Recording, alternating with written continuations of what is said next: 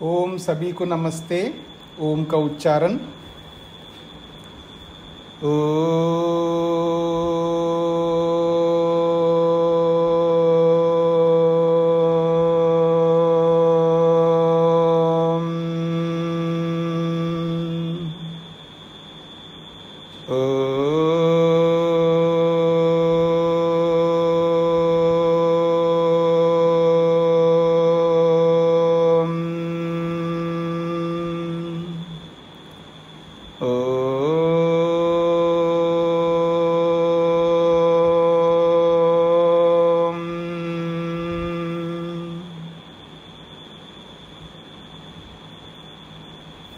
न्याय दर्शन के प्रथम अध्याय के प्रथम आहनिक के 39वें सूत्र तक हमने विचार किया है। अब 40वें सूत्र को लेकर के विचार करेंगे। 16 पदार्थों के अंतर्गत हमने प्रमाण, प्रमेय, संशय आदि को जानते हुए अवयवों तक जान लिया। अब विषय आ रहा है तर्क। अल्पना जी का क्या प्रश्न है? नमस्ते स्वामी जी। स्वामी जी, ये जो पिछले वाला 39वां सूत्र था, उसके भाष्य में न च एतस्यां हे अशुद्धो, ये वाला जो बात जी, इसमें स्वामी जी न शब्द कहाँ पर जुड़ेगा? हाँ, एतस्याम हेतु उदाहरण परिशुद्धो सत्याम। इस हेतु उदाहरण की शुद्धि होने पर साधर्म्य वैधर्म्याभ्याम विकल्पात् जाति निग्रह स्थानं बहुत्वं प्रत्यवस्थानस्य न प्रक्रमते।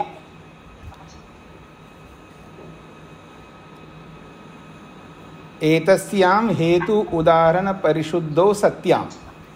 इस हेतु उदाहरण की परिशुद्धि हो जाने पर, माइक बंद कर दीजिएगा। मीरा जी बैक बंद करिए। मीरा सिंगल। हाँ जी।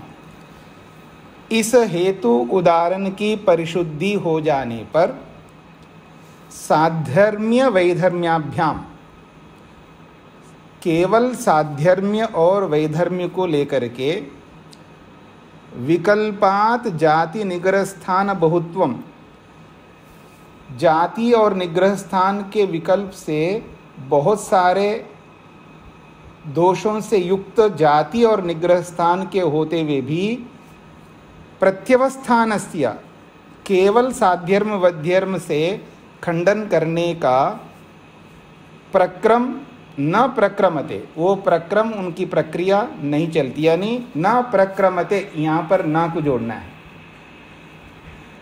हेतु उदाहरण की शुद्धि होने पर केवल साध्यर्म्य, केवल वैधर्म्य से बहुत सारे जाति निग्रहों का, निग्रह स्थानों का विकल्प होते हुए भी प्रत्यवस्थानस्य न प्रक्रमते, खंडन करने का प्रसंग नहीं आता है। जी।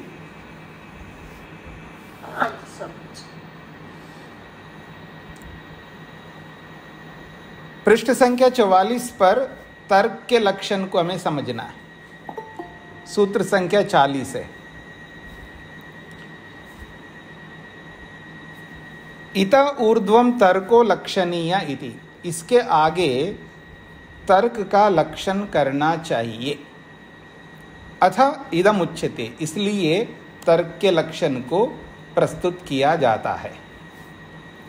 अविज्ञात तत्वे अर्थे कारण उपपत्तितः तत्वज्ञानार्थम ऊहः तर्कः। अविज्ञात तत्वे अर्थे, तो अविज्ञात तत्वेर्थे कारणोपपत्तितस् तत्वज्ञानार्थमूहस् तर्कः।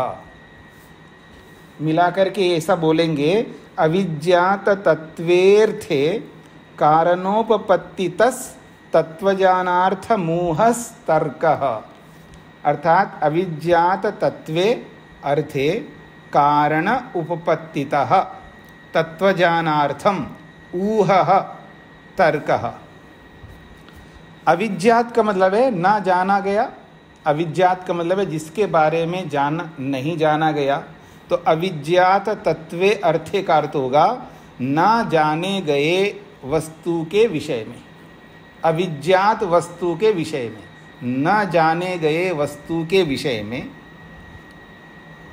कारण उपपत्तिता, उसको जानने के लिए कारणों को उपलब्ध कर लेने से। न जाने गए वस्तु को जानने के लिए कोई ना कोई कारण ले आएंगे ना उसको जानने के लिए।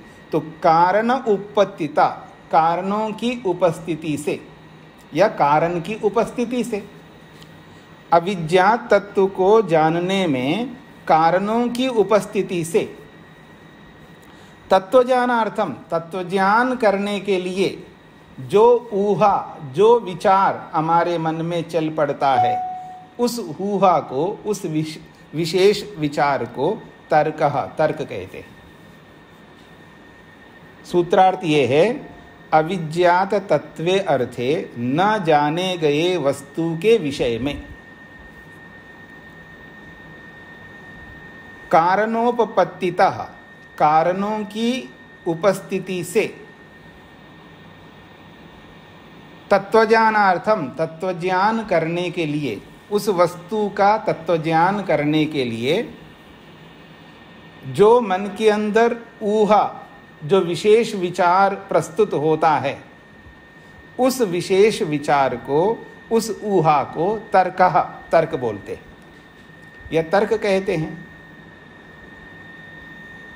स्पष्ट हो गए जी? तो एक वाक्य में होगा, ना जाने गए वस्तु के विषय में कारणों को उपस्थित करके उस वस्तु के तत्वज्ञान के लिए मन में आने वाला जो विशेष विचार होता है उसे तर्क कहते हैं। ये सूत्रार्थ है। क्या बोला जी मैंने? फिर सुन लीजिएगा। न जाने गए वस्तु के विषय में कारणों की उपस्थिति करके उस वस्तु के तत्वज्ञान करने के लिए मन में आने वाला जो विशेष विचार होता है उसे तर्क कहते हैं। न जाने गए वस्तु को जानने में अलग अलग कारणों को उपस्थित करके उस वस्तु को जानने के लिए मन में अलग अलग विशेष विचारों को लाना तर्क कहलाता है। ठीक है जी, मैं थोड़ा सा अलग अलग करके सूत्रार्थ बता रहा हूँ आपको। जो सूत्रार्थ आपको अच्छा लगे उसको आप स्वीकार कर सकते हैं। जो आपको समझ में जिस वाक्य से आता है उसको आप मन में बिठा सकते हैं। अज्ञात वस्तु को जानने के लिए अलग अलग कारणों को उपस्थित करके उस वस्तु को जानने के लिए मन में अलग अलग विशेष विचारों को उत्पन्न करने को तर्क कहते हैं। ठीक है जी, ये सूत्रार्थ है जो मैंने आपके सामने उपस्थित किया है। अब भाष्य को देखिएगा।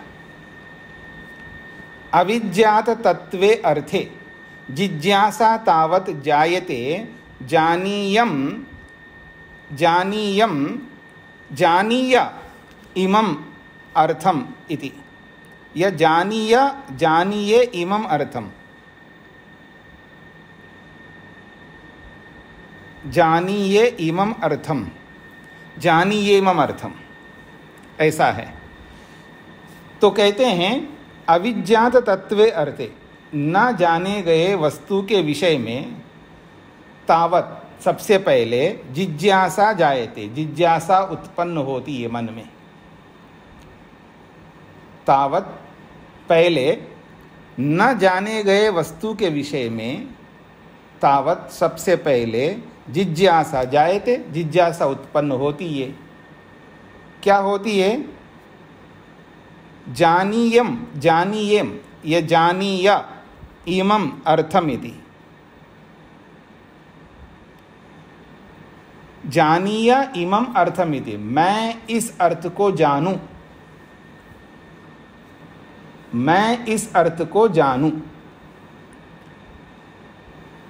ऐसा जिज्ञासा उत्पन्न होती है, या ऐसी जिज्ञासा उत्पन्न होती है। जिस वस्तु के बारे में, जिस किसी भी वस्तु के बारे में हम नहीं जानते हैं और वो वस्तु हमारे सामने आती है, तो मन में एक जिज्ञासा सबसे पहले उत्पन्न होती है कि मैं इस वस्तु को जानूं, ये क्या है, मेरे उपयोगी है या अनुपयोगी है, मेरे लिए सुखदायी है या दुखदायी है। अब कोई भी वस्तु हमारे सामने आ जाए, उसके बारे में जिज्ञासा तो उत्पन्न होगी, क्योंकि उस वस्तु को हम जानते नहीं हैं। तो अज्ञात जो कोई भी वस्तु होगी जिसके बारे में हम नहीं जानते हैं, तो सबसे पहले उस वस्तु के बारे में जिज्ञासा ये उत्पन्न होती है कि मैं इस वस्तु को जान लूं।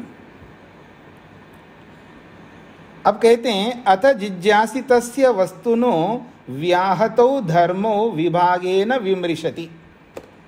अब जैसे वो वस्तु सामने आ जाती है, अब उसमें जिज्ञासा तो उत्पन्न हो गई जानने के लिए। अब उस वस्तु को जब हम सामने रखते हैं, तो जब उस वस्तु को सामने रखते हैं तो क्या मन में विचार आते हैं, उसको बता रहे हैं। जिज्ञासितस्य वस्तुना, जिज्ञासित वस्तु के विषय में, व्याहतो धर्मो, दो विरुद्ध धर्म मन में उपस्थित होते हैं। दो विरुद्ध धर्म मन में उपस्थित होते हैं। व्याहतो धर्मो, व्याहत कहते विरुद्ध और द्विवचन में है। व्याहतो धर्मो, धर्मः धर्मो धर्माः, ऐसे व्याहता व्याहतौ व्याहताः। तो व्याहतो धर्मो, दो विरुद्ध धर्म विभागेन विमृशति, विभाग से अर्थात अलग अलग संशय करता है उस धर्म को लेकर के। विमृशति का मतलब है संशय उत्पन्न होता है मन में।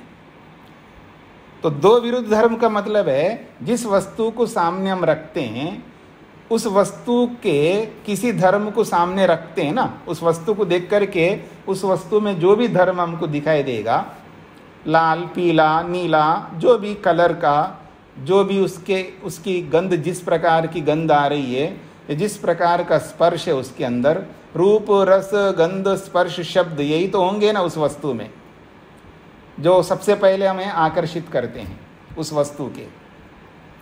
तो उस वस्तु के दो धर्मों को सामने रखता है और विभागेन विमृशति, विभाग से उस पर संशय उत्पन्न करता है। क्या संशय उत्पन्न करता है? किम स्विद इत्थम अहो स्विद न इत्थम इति, क्या ये वस्तु ऐसी है अथवा ये वस्तु ऐसी नहीं है। हाँ जी, कुछ पकड़ में आ गया आपको? समझने का प्रयत्न करिएगा। अब मैं उदाहरण नहीं दूंगा, आपको खुद को उदाहरण लगा करके सोचना है। देखते हैं आप क्या सोचेंगे, कैसे सोचेंगे। देखिएगा, ये बोला है न जाने गए वस्तु के विषय में सबसे पहले जिज्ञासा उत्पन्न होती है कि मैं इस वस्तु को जानूं, और जिज्ञासित उस वस्तु को सामने रख करके व्याहतो धर्मो, दो विरुद्ध धर्मों को लेकर के विभाग से संशय उत्पन्न करता है उस वस्तु के बारे में। किम स्विद इत्थम, क्या ये वस्तु ऐसी है, अहो स्विद अथवा इत्थम न, ये इस प्रकार नहीं है, ऐसा वो संशय पैदा करता है उस वस्तु के बारे में। कितने लोगों को समझ में आ गई है, वो हाथ खड़ा करें। शेखर जी को, वेद प्रिया जी को, योगेश जी को, अनीता जी को, बिंदिनी जी को, मोहनलाल जी को, पुष्पलता जी को, माता शकुंतला जी को, जया बहन जी को। ठीक है ना, बहुत अच्छी बात है, इन सबको समझ में आ गया। तो रेणु जी को समझ में नहीं आया? अच्छा, आपने वैसे हाथ खड़ा किया, चिन्ह नहीं लगाया आपने। अच्छा, ठीक है ठीक है ठीक है। तो बाकी अब अपना अपना हाथ हटा लीजिएगा। इसका मतलब है बाकी लोगों को समझ में नहीं आया। देखिएगा, अब कोई वस्तु आपके सामने आ गई है तो उसके बारे में दो विरुद्ध धर्मों को लाना है। अब दो विरुद्ध धर्म कोई भी ला सकते हो ना, ये मेरे लिए सुखदाई है या मेरे लिए दुखदाई है, ये विरुद्ध धर्म हो गए। दो धर्म, आपको विरुद्ध धर्म लाना है, वस्तु को सामने रखना, दो विरुद्ध धर्म लाना। क्या ये जो मैं जिस वस्तु को देख रहा हूँ ये मेरे लिए सुखदाई है या दुखदाई है, यानी सुख देने वाला है या दुख देने वाला है, ये दो विरुद्ध धर्मों को लाएंगे ना। अथवा ये वस्तु नित्य है या अनित्य है, ये दो विरुद्ध धर्म लाएंगे। ये वस्तु विषैली है या विषैली नहीं है, अब दो विरुद्ध कोई भी लाना होगा ना आपको। और ये सारे धर्म होते ही हैं सामने वाली वस्तु में। जो भी वस्तु आप सामने लाओगे ऐसे ही इसी प्रकार के तो धर्म होंगे उस वस्तु में। कोई मेरे लिए वो सुखदाई है या दुखदाई है, ये वस्तु नित्य है अनित्य है, ये वस्तु जो है मेरे लिए आगे मेरे जीवन को उन्नत करने वाली वस्तु है या अवनति करने वाली वस्तु है, मेरे घर के लिए वस्तु अनुकूल है या प्रतिकूल है। कोई भी विरुद्ध धर्म दो लाने हैं ना आपको सामने आने वाली वस्तु को, या जिस वस्तु को हम नहीं जानते हैं उस वस्तु के दो विरुद्ध धर्मों को ला करके विभाग से, अर्थात उन दो धर्मों को अलग करते हुए संशय उत्पन्न करना है। क्या ये वस्तु किम स्विद इत्थम, क्या ये ये सुखदाई है, अहोस्विद इत्थम ना, ये सुखदाई नहीं है। किम स्विद इत्थम, क्या ये वस्तु नित्य है, अहोस्विद इत्थम ना, क्या ये नित्य नहीं है। इस प्रकार आपको विचार करना है। अब तो समझ में आ गया आपको उदाहरण से। अब आगे बढ़े। विमृश्यमानयोः धर्मयोः एकम कारणोपपत्त्या अनुजानाति। विमृश्यमान, संशय को उत्पन्न कराने वाले दो धर्मों को, विमृश्यमानयोः धर्मयोः, संशय को उत्पन्न करने वाले दो धर्मों में से एकम, एक धर्म को, कारणोपत्त्या, कारण को लाकर के, दो विरुद्ध धर्मों को सामने रखा है और दोनों धर्मों से संशय उत्पन्न कर रहा है, और उन दो धर्मों में से एक को किसी कारण की उत्पत्ति से, यानी किसी कारण को पाकर के अनुजानाति, जान लेता है। अरे ये तो मेरे लिए सुखदाई है, उसको कारण पकड़ में आता है, अरे इसको घर में लाऊंगा तो इससे ये काम कर लूंगा, उसको कारण पकड़ में आ गया। मेरी बात समझ रहे हैं जी? चाहे वो घर के लिए हो या गाड़ी के लिए हो, चाहे वो व्यापार के लिए हो, चाहे किसी के लिए भी हो, तो विमृश्यमानयो धर्मयो, संशय को उत्पन्न करने वाले दो धर्मों में से एकम, एक धर्म को समझ रहा, कैसे? कारणोपत्त्या, कारण की उपस्थिति से, यानी उसको सिद्ध कराने वाले कारण को पाकर के अनुजानाति, वो जान लेता है, समझ लेता है। संभवती अस्मिन् कारणम प्रमाणम हेतुरिति। हाँ, ये कारण जो है, ये जो प्रमाण है, ये हेतु जो है, इसको सिद्ध करने में संभव है, यानी इसको सिद्ध करा सकता है। संभवती अस्मिन् कारणम प्रमाणम हेतु इति, जो ये कारण है जिसको मैं ला रहा हूँ, ये संभवती, सिद्ध करने वाला है मेरे प्रयोजन को। ये प्रमाण बनेगा मेरे प्रयोजन के लिए, ये हेतु बनेगा मेरे प्रयोजन के लिए। अगर वो सुखदाई है तो सुखदाई मेरे प्रयोजन के लिए प्रमाण बनेगा ये कारण, इसी से मैं इसको सुखदाई बनाऊंगा। या दुखदाई है तो दुखदाई है, इस कारण से पता लग रहा है दुखदाई है तो मैं घर में नहीं लाऊंगा। तो उन दो कारणों में से एक, उन दो धर्मों में से एक धर्म को सिद्ध कराने वाले किसी कारण को पाकर के, ऐसा अर्थ होगा। विमृश्यमानयोः धर्मयोः, संशय को उत्पन्न करने वाले दो धर्मों में से एकम, एक धर्म को, कारण उपपत्त्या, उस धर्म को सिद्ध कराने वाले कारण को ला करके अनुजानाति, जान लेता है। क्या जान लेता है? संभवती अस्मिन् कारणम प्रमाणम हेतुरिति, इस धर्म को सिद्ध करने का ये कारण बन रहा है, ये प्रमाण बन रहा है, ये हेतु बन रहा है उस धर्म को सिद्ध करने वाला। और इसलिए अनुजानाति, उसको स्वीकार करता, अच्छा ये तो मेरे लिए सुखदायी रहेगा या ये मेरे लिए दुखदायी रहेगा। ऐसा कारणोपत्या स्यात् एवं एतत् न इतरद इति। कारणोपत्या, कारण को पा करके, उस वस्तु को सिद्ध कराने के कारण को पा करके, स्यात् एवं एतद, ये सुखदायी है, इतरद न, ये दुखदायी नहीं है, ऐसा वो उस वस्तु को समझ लेता है। यहां तक पहुंच गए जी आप सब लोग? जब कोई ना जानी गई वस्तु को जानने के लिए जिज्ञासा उत्पन्न होती है, उस जिज्ञासित वस्तु को सिद्ध करने के लिए दो विरुद्ध धर्मों को लाकर के विचार करता है, और उस विचार को करते हुए उन दो विरुद्ध धर्मों में से एक धर्म को सिद्ध करने वाला कोई कारण उसको मिल जाए और उस कारण से उसको सिद्ध कर लेता है। और ये वस्तु सुखदायी है तो सुखदायी मान लेता है, और दुखदायी है तो दुखदायी मान लेता है। और इस पूरी प्रक्रिया को कराने वाली ये ऊहा है, ये विचार है, ये विशेष मन में उत्पन्न होने वाला। तत्र निदर्शनम, अब ये उदाहरण देकर के समझा रहे। तत्र निदर्शनम, निदर्शनम का मतलब है उदाहरणम। अब इस तर्क के विषय में उदाहरण प्रस्तुत कर रहे हैं। अब अच्छी तरह समझने का प्रयत्न करिएगा। यो अयम जाता जातव्यम अर्थम जानीते तम तत्वतो भो जानीया इति जिज्ञासते। यो अयम जाता, ये जो जाता जीवात्मा है, यानी हम सब अपने आप को सामने रखिएगा। यो अयम जातो, जाता जो यह जानने वाला, जातव्यम अर्थम जानने योग्य अर्थ को, जानने योग्य वस्तु को जानीते जानता है। कैसे जानता है? तम उस वस्तु को तत्वतः यथार्थ रूप से जानता है।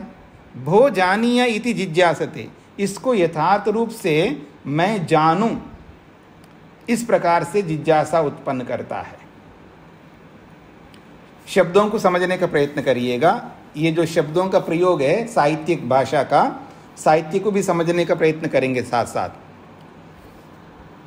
यो अयम जाता, जो यह जाता, जातव्यम अर्थम जानने योग्य वस्तु को जानीते जानता है। कैसे जानता है?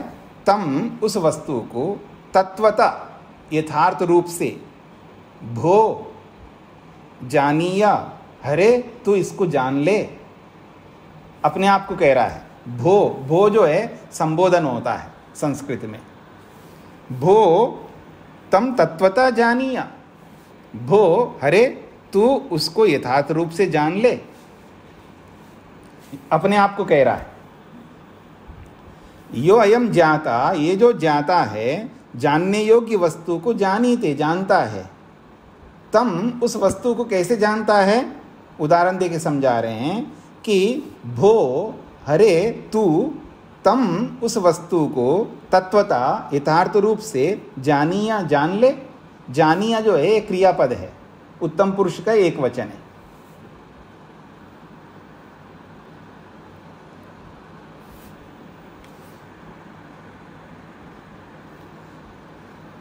तो कहते हैं यहां पर बोला जा रहा है जानने योग्य वस्तु को जाता जो है यथार्थ रूप से मैं जानूं, ऐसा सोच करके वो जानता है। इति जिज्ञासते, तो सबसे पहले उसको जानने के लिए जिज्ञासा करता है। जानने योग्य वस्तु को जानने के लिए वो सबसे पहले जिज्ञासते जिज्ञासा करता है। क्या जिज्ञासा करता है? स किम उत्पत्ति धर्म का अनुत्पत्ति धर्म का। देखिएगा वही बात आ गई। क्या ये जो वस्तु है, अब कौन वस्तु है जी जिसको जानना चाहता है? मेरी ओर देखिएगा, कौन सी वस्तु के? अपने आप को रखो ना, आत्मा को। ये जो मैं आत्मा हूँ, मैं नहीं जानता हूं ना अपने बारे में। सुनी सुनी बात को छोड़ दीजिएगा। ये जो मैं आत्मा हूं, जो भी हमने सुन रखा है ना आत्मा के बारे में, उसको छोड़ दो थोड़ी देर के लिए सब लोग। तो ये जो मैं आत्मा हूं कैसा हूं? स किम उत्पत्ति धर्म का, वह जो मैं आत्मा क्या उत्पन्न होने वाला हूं, अथवा अनुत्पत्ति धर्म का, या अनुत्पन्न होने वाला हूं। मैं जो आत्मस्वरूप हूं, क्या मैं उत्पन्न होने वाला हूं या अनुत्पन्न धर्म वाला हूं? किस धर्म वाला हूं? इति विमर्श, ये विमर्श हो रहा है, ये संशय हो रहा है अपने आप पर। ठीक है जी। विमृश्यमाने अविज्ञात तत्वे अर्थे, इस संशय के होने पर इस अज्ञात तत्व के विषय में। कौन है अज्ञात तत्व? आत्मा। अपने आप के बारे में जो हमने सुन रखा है ना, उसको छोड़ दीजिएगा। आत्मा नित्य है या जो भी आपने सुन रखा है ना, ये सुनी हुई बात है। अब आपको खुद को निर्णय करना है। देखिए, मैं बीच में एक बात बोल देता हूं मैं आपको। कुछ बहुत बुद्धिमान लोग बहुत ही शीघ्रता से आगे बढ़ना चाहते हैं। कई लोग होते हैं ना, बहुत सारे होते हैं, बुद्धिमान तो बहुत होते हैं। हर कोई आदमी अपने आप को बुद्धिमान मानता ही है, इसमें कोई दोहरा ही नहीं है। तो कुछ बुद्धिमान, विशेष बुद्धि वाले जो होते हैं, इंजीनियर्स, डॉक्टर, ऐसे ही, तो वो आते हैं, जी स्वामी जी मेरे को बहुत जल्दी आगे बढ़ना है, मैं ये पढ़ना चाहता हूँ, वो पढ़ना चाहता हूँ, ऐसा करना चाहता हूँ। तो मैं उनको कहता हूँ, देखिए आप ये करना वो करना जो चाहते हो, उसमें तो आपको बहुत टाइम लग जाएगा। ऐसा क्यों ना किया जाए कि मैं आपको ऐसा बना दूं, अपने आप निर्णय कर ले, क्या करूं क्या ना करूं। आप मेरे से पूछ पूछ करके करो।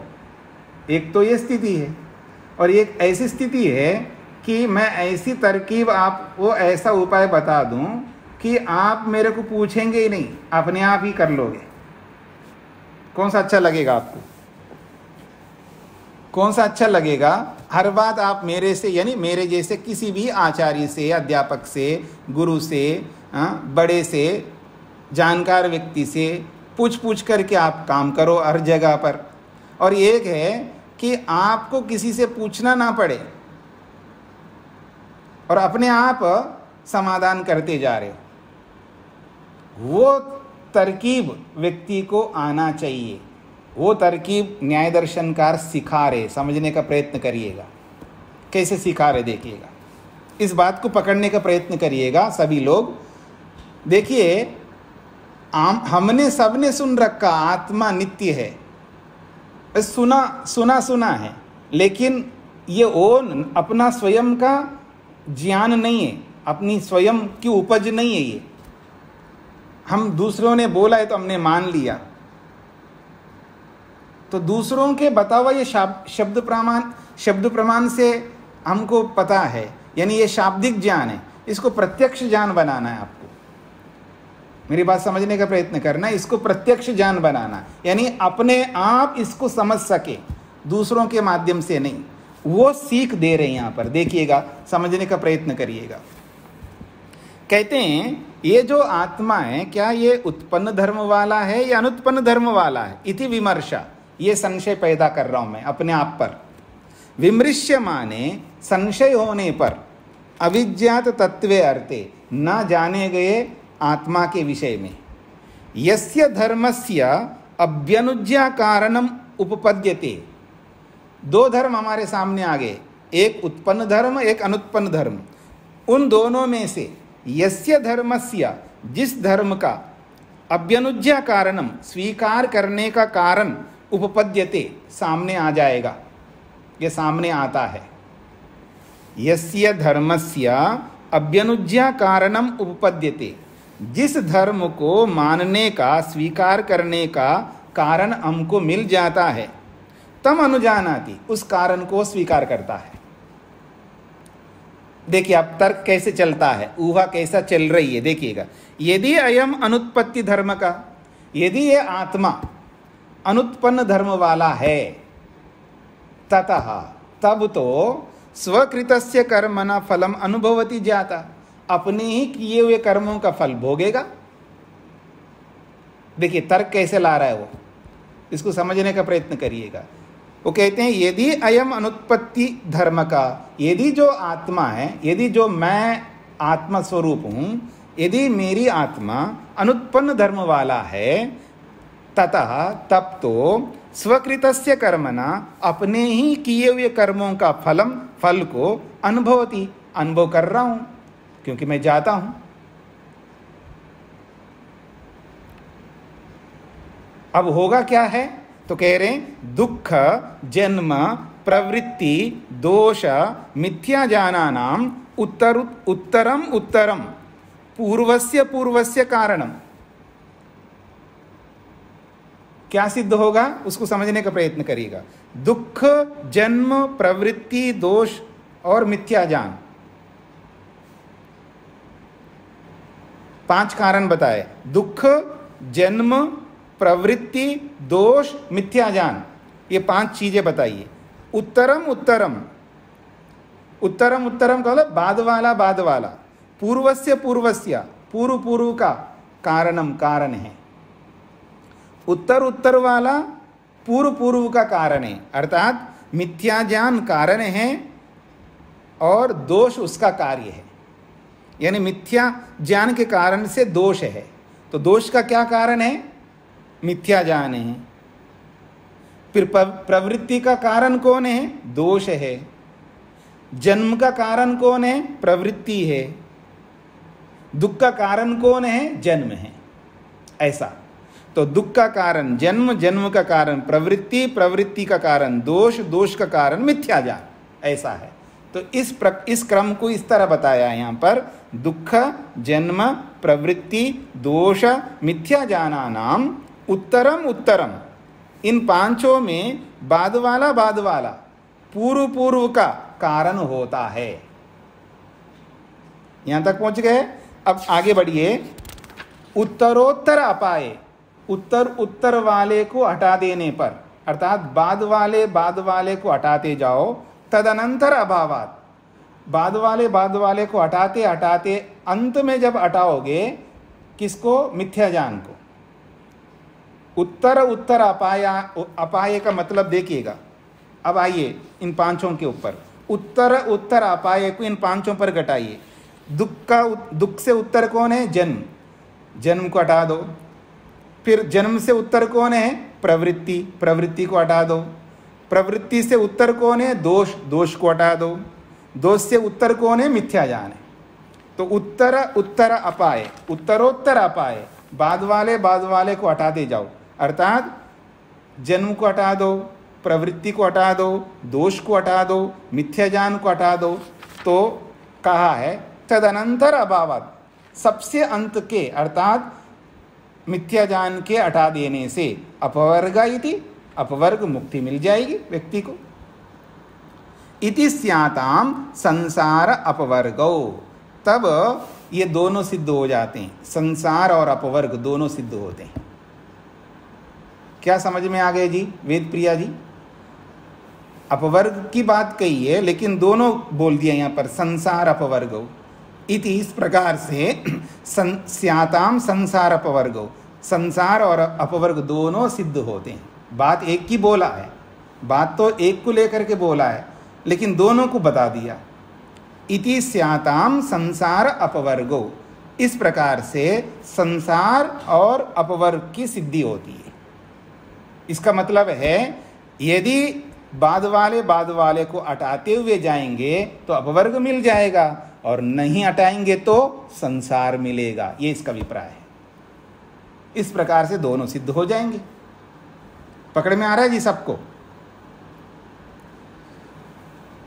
अब क्या बात कही है, यदि मैं अनुत्पन्न धर्म वाला हूं, मैं आत्मा हूं, यदि मैं अनुत्पन्न धर्म वाला हूं तो अपने ही किए हुए कर्मों के फलों को आज भोग रहा हूं, ये बोला जा रहा है, ये समझा जा रहा है, स्वयं को समझा रहा है वो। ठीक है, अब आगे बढ़िए। अब इससे उल्टा सोच के देखिएगा, इससे उल्टा सोच के देखिए। हाँ, शेखर जी को क्या पूछना है? जी प्रणाम। आप समझती हैं। तो ये हम मतलब हमने जब कहा कि अनुपत्ति धर्म के कारण मैं जो भी मैं अपने कर्म के फल भोग रहा हूँ जी, तो हमारी असम्पशन नहीं हुई ना, या शास्त्र शब्द कह सकते हैं। क्या क्या शास्त्र शब्द कह सकते हैं। तो नहीं, अभी इसको पूरा पढ़िएगा फिर पूछना। इसको पूरा पढ़िएगा, अभी तो मैं आधा पढ़ा है ना हमने। इसको पूरा पढ़ने के बाद आपको इसका सार समझ में आएगा, तो आपका प्रश्न का समाधान स्वतः हो जाएगा। नहीं समझे। हम जिस किसी भी वस्तु को देखते हैं, हमारे सामने दो विरुद्ध धर्म हमेशा आएंगे। सुख के रूप में, दुख के रूप में, नित्य के रूप में, अनित्य के रूप में, उपयोगी अनुपयोग के रूप में, न्याय अन्याय के रूप में, पाप पुण्य के रूप में। यही तो सारी बातें हमारे सामने आएंगे ना। तो उनमें से किसी एक के कारण को अपने आप पकड़ रहे हैं और अपने आप पकड़ करके निर्णय तक पहुंचा रहे हैं। तो अपने आप पकड़ने के लिए जो साधन बन रहा है हमारा, ये जो विशेष विचार मन में आ रहा है, यदि मैं ऐसा हूँ तो ऐसा हो जाएगा, यदि मैं ऐसा नहीं हूँ तो ऐसा होगा। तो ये जो यदि मैं ऐसा हूँ तो ऐसा होगा, ये जो विचार है विशेष विचार, इसी का नाम ऊहा है, इसी का नाम तर्क है। ठीक है जी। तो आइए अब यहाँ तक हम पहुँचे हैं। यदि मैं उत्पन्न नहीं होता हूँ, इसका मतलब है उत्पन्न नहीं होता हूँ का मतलब है सब पहले से हूँ, इसीलिए आज जो भी मैं भोग रहा हूँ इस शरीर में रह करके, जैसा सांवला शरीर मेरे को मिला और जैसा 5 फीट 6 इंच का हूँ और ऐसे ऐसे जगह पर रह करके मैं जो भी फल भोग रहा हूँ, ये मेरे कर्मों का ही फल है जो आज मैं भोग रहा हूँ। क्योंकि मैं उत्पन्न होने वाला नहीं हूँ ना, तब तो ये मेरे ही कर्मों का फल मैं भोग रहा हूँ। जिस शरीर में रह करके जो भी सुख दुख पर मिल रहे मेरे को, ये समझ में आएगा। अब आगे बढ़िएगा यहाँ तक पहुँचने के बाद फिर कहते हैं उत्पत्ति धर्म के, थोड़ा सा अपने आप को धैर्य से रखिएगा, आपके प्रश्नों का समाधान मैं करूँगा। पहले जो प्रस्तुत हो रहा है इसको समझने का प्रयत्न करिएगा, अभी प्रश्न मत उठाइएगा मधु जी, पहले सुन लीजिएगा। उत्पत्ति धर्म के ज्ञातरी पुनः नास्याताम, अगर यदि मैं उत्पन्न धर्म वाला हो जाऊंगा, उत्पत्ति धर्म के ज्ञातरी, यदि मैं ज्ञाता को उत्पन्न धर्म वाला मानता हूं, अर्थात मैं पहले से हूं ऐसा नहीं मानूं, क्या मानूं? उत्पत्ति धर्म के ज्ञातरी, ज्ञाता को, आत्मा को, अपने आप को उत्पन्न धर्म वाला यदि मान लूं तो पुनः नास्याताम, फिर आज जो मैं फल भोग रहा हूं ये मेरे कर्मों का फल थोड़े होंगे। मैं तो पैदा हुआ हूं और जो मेरे को मिल रहे, चाहे सुख के रूप में मिले, दुख के रूप में मिले। अगर मैं उत्पन्न धर्म वाला हूं तो जो भी आज मेरे को मिल रहा है ये मेरे कर्मों का फल नहीं होंगे। फिर ये कह रहे हैं उत्पत्ति धर्म के जातरी पुनः, यदि आत्मा को मैं उत्पन्न धर्म वाला मानता हूं तो नास्याताम का मतलब है ये जो फल मैं भोग रहा हूं जिस शरीर में रह करके, वो फल मेरे को ना मिले, अर्थात मेरे को संसार मिलेगा और अपवर्ग मिलेगा, ये नहीं होंगे। मेरे को संसार मिलेगा ये कैसे बनेगा? मैं तो उत्पन्न हो जाऊंगा, नष्ट हो गया, उसके बाद दोबारा उत्पन्न होऊंगा, ऐसा कैसे होगा? उत्पन्न धर्म वाले का मतलब ये होता है उत्पन्न हो गया, नष्ट हो गया। मैं दोबारा उत्पन्न होऊंगा इसका मतलब मैं नित्य हूं ना, मैं उत्पन्न धर्म वाला नहीं रहूंगा। मेरी बात को समझने का प्रयत्न करना, इधर उधर भागना नहीं, जो मैं बता रहा हूं उसको समझने का प्रयत्न करना। यदि मैं उत्पन्न धर्म वाला हूं इसका मतलब नित्य नहीं हूं, बस एक बार पैदा होगा समाप्त हो गया, खाओ पियो मौज करो समाप्त। अरे दोबारा जन्म होगा, ये होगा, ये सब बेकार की बातें क्यों करते हो? This is the first and last, यही पहला है, यही अंतिम है। क्योंकि मैं नित्य नहीं हूं ना, उत्पन्न धर्म वाला हूं, तो फिर मेरे को मुक्ति होगी। अरे मुक्ति कब होगी? मैं रहूंगा तभी तो होगी। दोबारा तुमको दुख मिलेगा, ऐसे ऐसे फल मिलेंगे, कैसे मिलेंगे? बस समाप्त हो जाऊंगा। तो ये संसार और अपवर्ग नास्याताम नहीं होंगे। फिर यदि उत्पत्ति धर्म वाला अपने आप को मानता हूं पुनः न स्याताम, ये दोनों नहीं होंगे, संसार और अपवर्ग। ये तब होंगे जब हम अनुत्पन्न धर्म वाले होंगे। उत्पन्न खलु जाता, आगे देखिएगा, उत्पन्न खलु जाता, यदि आत्मा को उत्पन्न माना जाए तो देह इंद्रिय बुद्धि वेदना भी संबध्यते। ये जो आत्मा है ये शरीर इंद्रिय बुद्धि और वेदनाओं से जुड़ जाता है। इति न अस्य इदम स्वकृतस्य कर्मणा फलम। अब जो मेरे को शरीर मिला है, मेरे को जैसी इंद्रियां मिली है, जैसी मेरी बुद्धि टूटी फूटी बुद्धि मिली है, और जैसी भी मैं संवेदनाएं करता हूँ, रोने लगता हूँ, हंसने लगता हूँ, गुस्सा करने लगता हूँ, जो भी संवेदनाएं करता हूँ, ये सब के सब मेरे किए हुए कर्मों का फल नहीं है। मैं तो उत्पन्न धर्म वाला हूँ, मैं तो पैदा हुआ हूँ, पहले से होता तब जो मेरे को मिल रहा है ये सब मेरे कर्मों के फल होंगे। मैं तो पैदा हुआ हूँ, पहली बार आया हूँ, तो फिर अब जो मेरे को शरीर मिला, जैसे फल मिले, जैसे माता पिता मिले, ये मेरे कर्मों का फल कैसे होंगे? मेरी बात समझ में आ रहा है ना? जो दिमाग में आप रख रखा है ना, मैंने पहले से बोला था, नहीं तो आप पटरी से उतर जाएंगे। आत्मा नित्य है अनित्य है, इसको दिमाग से हटा दो। क्या समझना है आपको? आत्मा उत्पन्न होता है, ये समझना है।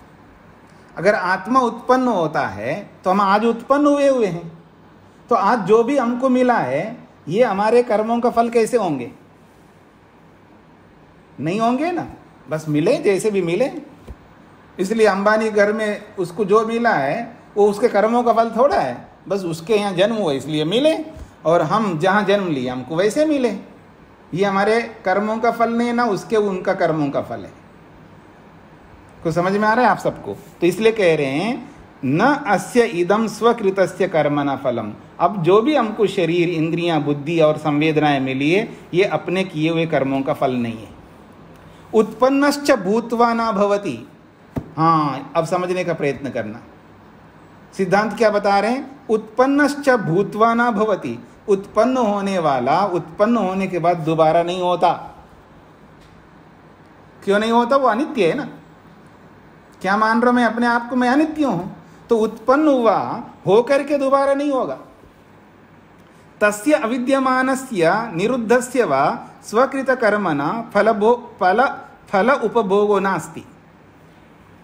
तो जब वो नहीं रहेगा, तस्य अविद्यमानस्य निरुद्धस्य आत्मना, उस न रहने वाले समाप्त हुआ जो आत्मा है उसको स्वकृत कर्मणा, अपने द्वारा किए हुए कर्मों का फल उपभोग के रूप में नहीं मिलेंगे। अब इस शरीर में रह करके हम जितने भी कर्म करते जाएंगे, चाहे पाप करें या पुण्य करें, उन कर्मों का फल मिलने का तो है ही नहीं है, इसलिए कुछ भी करते जाओ आप। समझ में आ रहा है आप लोगों को? तो यही बात कही जा रही है, उत्पन्नश्च भूत्वा न भवति। उत्पन्न हुआ आत्मा उत्पन्न होने के बाद नहीं रहेगा। तस्य अविद्यमानस्य निरुद्धस्य, उस न रहने वाले समाप्त हुआ जो आत्मा है उसको स्वकृत कर्मणा, अपने द्वारा किए गए कर्मों का फल उपभोगा नास्ति। अपने द्वारा किए गए कर्मों का जो फल रूपी भोग है वो नास्ति, नहीं मिलेगा उसको, वो तो समाप्त हो गया। कैसे मिलेगा? हाँ जी, हम ठीक चल रहे हैं पटरी पे।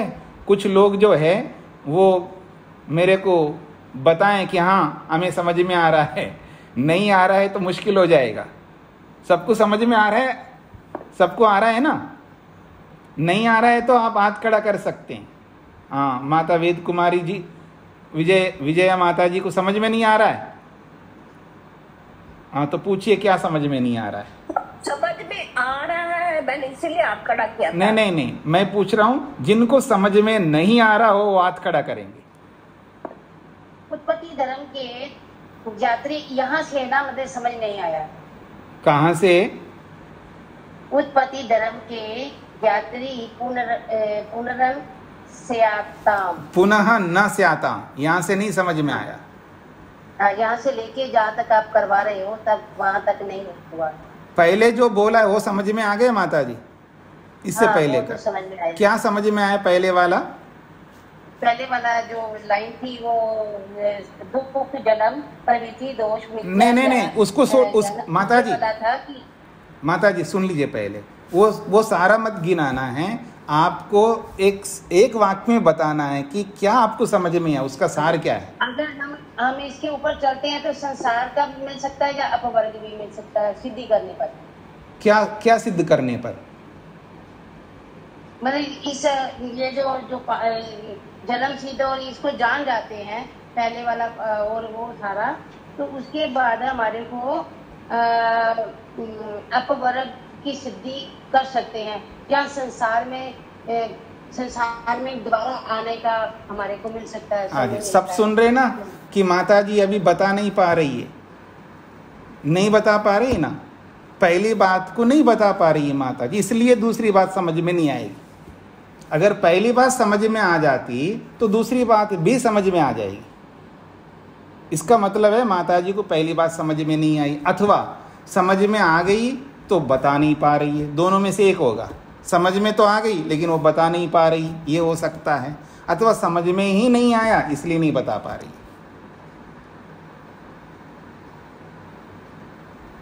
मीना सिंगल जी बताएंगे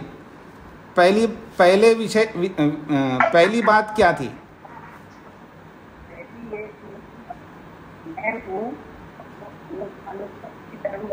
आवाज बढ़ाइए।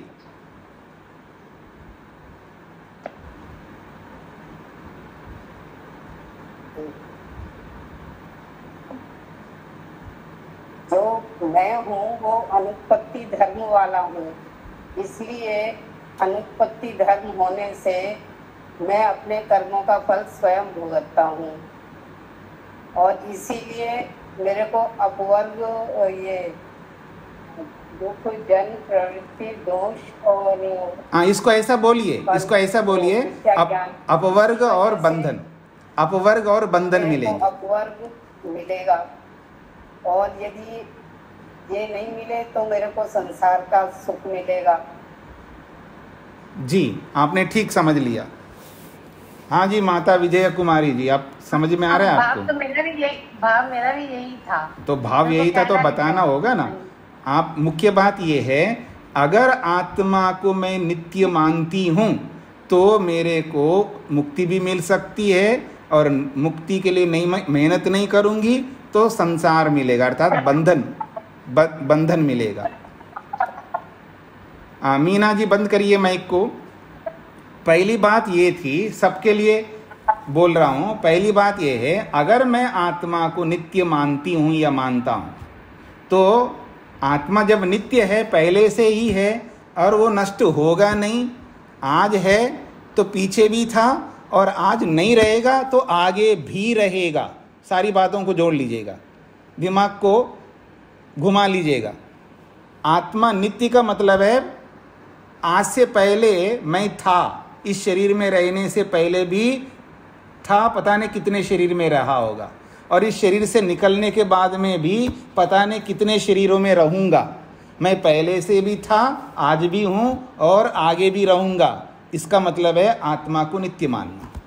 यदि ऐसा है आत्मा, तो आज जो मैं जिस शरीर में रह करके फलों को भोग रहा हूँ, ये तभी भोग रहा हूँ जब मैंने पिछले जन्मों में जो कर्म किया होगा, उनके कारण से आज मेरे को वो फल मिल रहा है उन कर्मों का। और इस जन्म में जो कर्म करूँगा, इन कर्मों का फल अगले जन्म में मिलेगा, क्योंकि मैं रहूँगा कि जाने वाला नहीं हूँ, बस शरीर को बदलता रहूँगा लेकिन समाप्त होने वाला नहीं हूँ। मैं आत्मा समाप्त होने वाला नहीं हूँ, वैसा का वैसा रहूँगा, शरीर बदलते रहेंगे, आत्मा वैसा का वैसा रहूँगा। तो अगर ऐसा है तो मैं जो भी सुख दुख को भोग रहा हूँ आज, तो मेरे ही कर्मों का फल भोग रहा हूँ शरीर के रूप में। समझने का प्रयत्न करना, इधर उधर मत भागना। जो शरीर जैसा मिला है, जैसी इंद्रियां मिली हैं, जो यहाँ बोला है उनको लेना।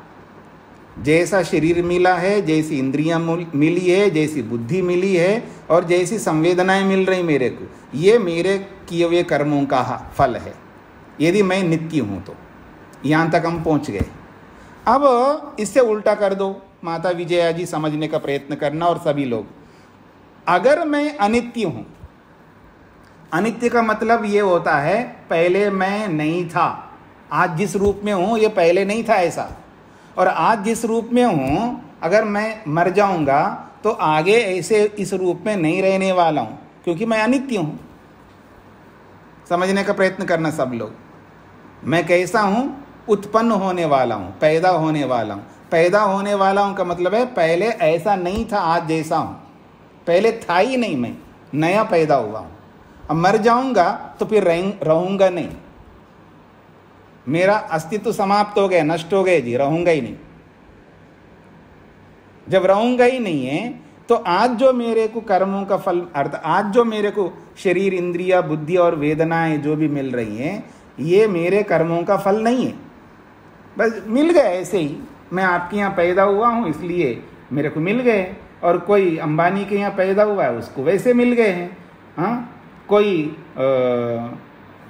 किसी स्लम में पैदा हुआ है उसको वैसे मिले, जो जैसा पैदा हो रहा है बस पैदा हो रहे हैं। जैसे जंगलों में कोई कहीं कुछ पैदा हो रहा है, कश्मीर में केसर पैदा हो रहा है वहाँ हो रहा है, यहाँ नहीं होगा। जो जैसा जहाँ पैदा होता है उसको वैसा वैसा उपलब्ध होता है। ठीक है, क्यों? क्योंकि मैं उत्पन्न होने वाला हूँ। तो अगर ऐसा हूँ तो मैं उत्पन्न होकर के नहीं रहूँगा और समाप्त हो जाऊँगा, तो फिर इस जन्म में जो कर्म कर रहा हूँ मैं, तो उन कर्मों का फलों का भोग नहीं कर सकता ना, ये बोला गया। अब माता जी समझ में आ गई आपको, विजया माता जी? हाँ जी। तो ये यहाँ तक पहुँच गए जी हम लोग। उत्पन्नश्च भूत्वा न भवति इति, उत्पन्न होकर के आत्मा फिर नहीं रहने वाला होता है। और तस्य अविद्यमानस्य निरुद्धस्य, उस न रहने वाले नष्ट हुए आत्मा को स्वकृत कर्मणा, अपने किए हुए कर्मों का फलों का उपभोग नास्ति, नहीं होता है। तद एवं, इस प्रकार से दोनों बातों को सामने जोड़ करके देखिएगा। तद एवं, वह इस बात को ध्यान में रखते हुए, एकस्य अनेक शरीर योगा, तद एवं एकस्य, एक आत्मा को माने, अर्थात पहले वाला भी वही हूँ और आज शरीर में रहने वाला भी वही हूँ और आगे नए शरीर में रहने वाला भी वही हूँ मैं, अर्थात मैं नित्य हूँ। तद एवं एकस्य, एक आत्मा को मानने पर, नित्य मानने पर, अनेक शरीर योगा, अनेक शरीरों का संबंध हमारे साथ जुड़ेगा। और शरीर वियोगश्च, और अनेक शरीरों का वियोग भी होगा। अत्यंतम न स्यात्, यदि अनित्य मानेंगे तो फिर ये सारा का सारा नितांत नहीं हो पाएगा। मतलब अनेक शरीरों का संबंध हमारे साथ नहीं जुड़ेगा और अनेक शरीरों का वियोग भी हमारे साथ बिल्कुल नहीं होगा। अत्यंतम न स्यात् का मतलब है जो हमको अनेक शरीरों का योग हो रहा है, अर्थात पहले किसी स्त्री शरीर में था और आज पुरुष शरीर में हूँ, अगले जन्म में नपुंसक शरीर में रहूँगा, अगले जन्म में कुत्ता बनूंगा, अगले जन्म में गधा बनूंगा, अगले जन्म में सुअर बनूंगा, इसलिए अनेक शरीरों का योग नहीं हो पाएगा, क्योंकि मैं तो उत्पन्न होने वाला हूँ। फिर जब अनेक शरीरों का योग ही नहीं होगा तो शरीर वियोग, अनेक शरीरों का वियोग भी नहीं होगा। अत्यंतम न स्यात्, ये बिल्कुल नहीं हो पाएगा, ये सारी बातें सिद्ध ही नहीं हो पाएंगे यदि मैं आत्मा को अनित्य मानूंगा। यत्र कारणम अनुपद्यमानम पश्यति तन्न अनुजानाति, यत्र, इन दोनों में से जिस कारण को उपलब्ध नहीं करता है, यत्र कारणम अनुपपद्यमानम, जिस कारण को उपलब्ध नहीं करता हुआ, यत्र कारणम अनुपद्यमानम पश्यति, जहाँ जिस कारण को उपलब्ध न करता हुआ देखता है, तन न अनुजानाति, उस बात को स्वीकार नहीं करता। अर्थात यहाँ पर यह बोला जा रहा है, अगर मैं ऐसा हूँ, मैं आत्मा यदि उत्पन्न धर्म वाला हूँ, तो ये सब होंगे नहीं है, पर ये सब हो रहे हैं मेरे साथ, मैं देख रहा हूँ। जब हो रहे हैं तो उत्पन्न होने वाले को बताने के लिए कोई कारण उपलब्ध न करता हुआ जब मैं देख रहा हूं तो तद न अनुजानाति, फिर उत्पत्ति धर्म को वो मैं नहीं मानूंगा। मैं देख रहा हूं ना अपने आप को, मैं अपने आप को देख रहा हूं, दूसरों को भी देख रहा हूं, बहुत सारी बातों को देख रहा हूं। यदि उत्पन्न धर्म वाला होऊंगा तो ये सब बातें मेरे साथ नहीं होंगे। जब नहीं होंगे तो फिर मैं क्यों पुण्य कर्म करूं, क्यों मैं ऐसा चलूं वैसा चलूं। मेरे को हर कोई आदमी टोकता जा रहा है, नहीं ऐसा मत चल, ऐसा मत देख, ऐसा मत बोल, ऐसा मत बैठ, ऐसा मत कर, वैसा मत कर। अरे सुबह से लेकर रात तक टोकते रहते हैं सब लोग। हर कोई व्यक्ति मेरे को नियम ये वो ये सब मैं क्यों करूं। मैं मर्जी मेरे अपने ढंग से जीऊंगा ना, यही तो पहला यही अंतिम है मेरा जीवन। और मेरे को आप ऐसा रोकने लग जाओगे तो मैं एंजॉय कैसे करूंगा। जो आजकल के अतिवादी लोग होते नहीं तो ऐसे तो बोलते हैं।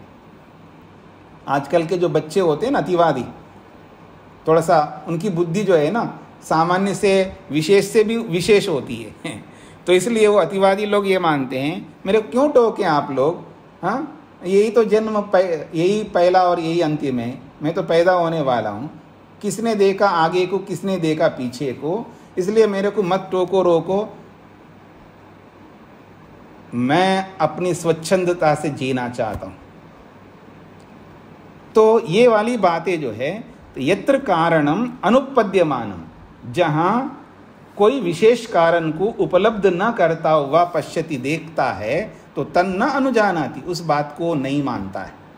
सो अयम एवं लक्षण, वह यह ऐसे लक्षण वाला या ऐसे लक्षण वाली जो ऊहा है, ऐसा जो विचार है जो मन में आ रहा है, यदि मैं ऐसा हूँ तो ऐसा होगा, यदि मैं ऐसा नहीं हूँ तो ऐसा नहीं हो सकता। ऐसे जो विशेष विचार रूपी जो ऊहा आ रही है मन के अंदर, तर्क इति उच्यते, उसी को तर्क कहते हैं। हाँ जी, अब पकड़ में आ गए आप सबको। अब पूछिएगा शेखर जी, अब आपका प्रश्न वैसा का वैसा बना हुआ है या बताइए। जी स्वामी जी, जब हम आत्मा को नित्य मानते हैं जी, तो हमें मतलब परमात्मा को भी मानना पड़ता है और परमात्मा न्यायकारी है। ये दो असम्पशन तो हमेशा जो शब्द प्रमाण है वो लेके चलना पड़ेगा ना। हाँ, वो एक अलग बात है। वो सब जुड़े जाएंगे, वो श्रृंखला की तरह एक के बाद एक जुड़ जाएंगे। मतलब अगर मैं नित्य सिद्ध होता जाऊंगा तो मेरे को ये सब देने वाला कोई और है या अपने आप को मैं दे रहा हूँ, ये भी सामने आएगा ना। संशय उस पर भी आएगा, हमको उस पर भी संशय आएगा ना। ठीक है, मैं अपने कर्मों का फल भोग रहा हूँ तो अपने कर्मों का फल अपने आप ले रहा हूँ या कोई दे रहा है, उस पर संशय होगा। फिर उसके कारणों पर विचार करेंगे, फिर वहाँ पर भी वैसे सिद्ध होता जाएगा। उसके साथ जुड़ा हुआ और कोई विषय होगा तो उसके बारे में भी संशय हो जाएगा। इसलिए मैं क्या बोलता हूँ अनेक बार कि ये जो वानप्रस्थ लेंगे ना, जो भी वानप्रस्थ आगे अभी जो जिन्होंने लिया है वो अच्छी बात है, जिन्होंने नहीं लिया वानप्रस्थ लेके करेंगे क्या? यही तो काम करना है। इतना काम है, इतना काम है, इतना काम है कि फुर्सत नहीं मिलेगा। शास्त्रों को पढ़ते जाना। अब देखिए, एक बात को सिद्ध करने के लिए उसके साथ श्रृंखलाबद्ध कितनी बात जुड़ते जाएंगे। ईश्वर जुड़ेगा, पता नहीं कौन कौन जुड़ेंगे। उन सब बातों को सिद्ध करते हुए अपने आप को समझाना पड़ता है। इसलिए मौन होकर के बस स्वाध्याय करते जाना होता है, ध्यान में बैठते जाना। जो स्वाध्याय किया उसको ध्यान में लाना होता है, और जो ध्यान में आया हुआ होता है उसको वापस स्वाध्याय में जोड़ना पड़ता है। ऐसे करते करते हम लोग परमात्मा तक पहुँचते हैं। इसको मैं श्लोक के रूप में बोलूँ, योग दर्शनकार कहते हैं, महर्षि पतंजलि और वेद व्यास, स्वाध्यायाद योगमासीता योगात् स्वाध्याय मामनेत स्वाध्याय योग संपत्तिया परमात्मा प्रकाशते। ये योग दर्शन का श्लोक है। वो कहते हैं स्वाध्याय करते जाओ, स्वाध्याय करने वाला ही योग कर सकता है। जो स्वाध्याय नहीं करता वो योग कभी नहीं कर सकता। मोटी बात बोलूं, स्वाध्याय जो नहीं करता वो ध्यान में बैठ कर के वो बोर हो जाएगा, क्योंकि उसका मसाला समाप्त हो जाता है। भगवान में मन को लगाने का जो मसाला है उसके पास में, वो मसाला बहुत जल्दी समाप्त हो जाता है। और समाप्त होते ही वो बोर होने लगता है। इसलिए बहुत मसाला चाहिए उसको। और बहुत मसाला कहाँ से मिलेगा? स्वाध्याय से, शास्त्रों को पढ़ने से।